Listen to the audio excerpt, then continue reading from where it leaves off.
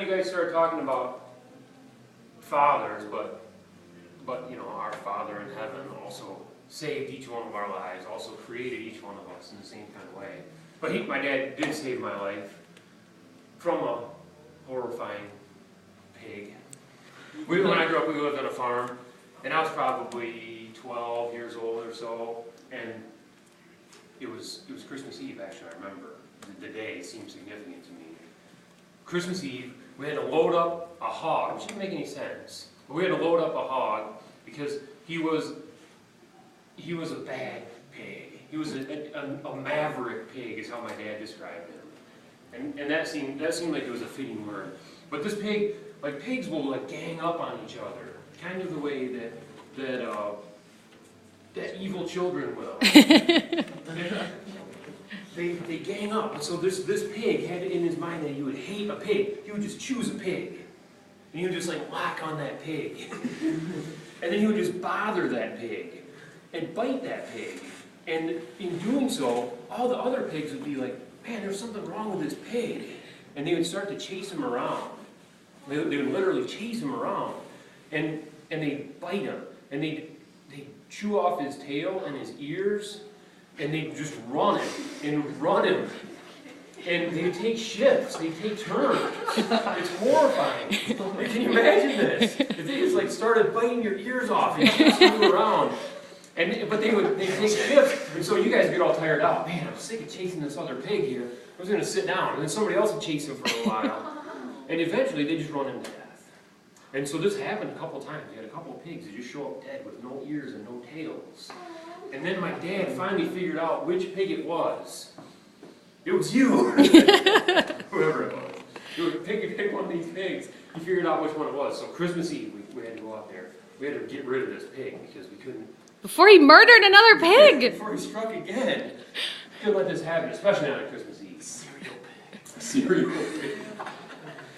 So I don't know if you guys have ever been around pigs before, but they're big. Actually, they get pretty big. You know, you can get a 600 or 800 pound pig. This one was not that big. This one was probably only 250 pounds, something like that. But still, you know, if you had a 250 pound guy come chasing after you, you'd be all afraid. But I was only 12 years old. You know, I was only this tall at that time. 215. Yeah. So it'd be like you chasing me around. It was terrifying. So my dad said, "Here, take this folding chair. Go stand over there." It wasn't actually a folding chair, but it was about the size of a folding chair. Go stand over there. I'm going to drive the pig towards you, and when he comes down there towards you, you just push him up that chute. So we had the pickup truck backed up to a chute there. But you drive the pig up the chute and then get him in the truck, and then that would be the end of the story. You'd have bacon after that instead of Actually, you'd have pork chops every night for the rest of your life. It was never bacon. It was always pork chops. So anyways, he said, take that gate, get ready, because I'm going to send that pig down there for you. And so he did. So, And you were 12, so you were like, what? Probably, I don't know, I was a pretty good sized 12-year-old. You were skinny as sin, though. Like I didn't weigh more than 75 pounds at the time. So I was like hiding behind his gate as he said that. He sent this maverick serial killer pig after me. And so it just came, it was a long barn, like a long aisleway in the barn, so I was just kind of quivering at the end of it down there. And the pig came down, and he decided for some reason he'd rather not get on the Deathmobile. He'd rather just go outside and do whatever it is that pigs do. So he just came and just ran me right over, just knocked me down. So then I was just like laying on the ground with this pig, 250-pound pig on top of me. So then after a while, my dad got down to there from the other end of the barn, and chased the pig. And the pig didn't go on the truck, of course. He went back down the barn again. So that was bad. So then we did it again. So okay, get ready. I'm going to do it again. I'm going to send it out there again. So the pig came down again, and it was kind of scary at that point, you know.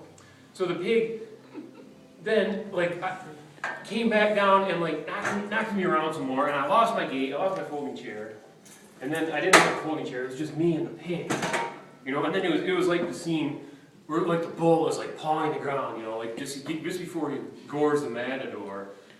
That wasn't much of a matador. But I remember just like standing there like a deer in the headlights at that point as this pig was like coming, and then out of nowhere, I really don't know where he came from, off on the side of my peripheral vision, my dad shows up. And he's got a golf club, a putter.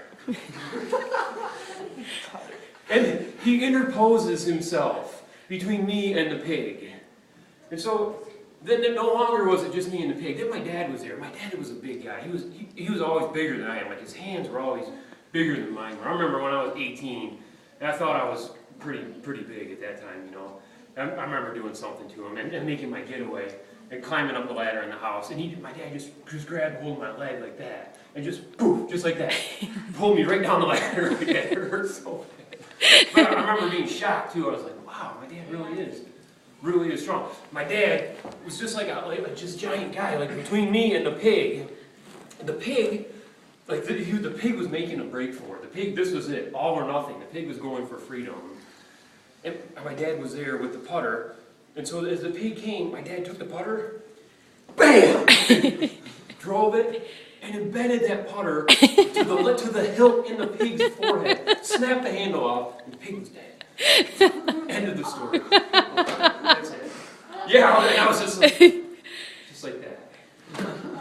But he saved my life. The pig didn't kill me. Thank you. Isn't that a great story? I'm sorry. A golf club.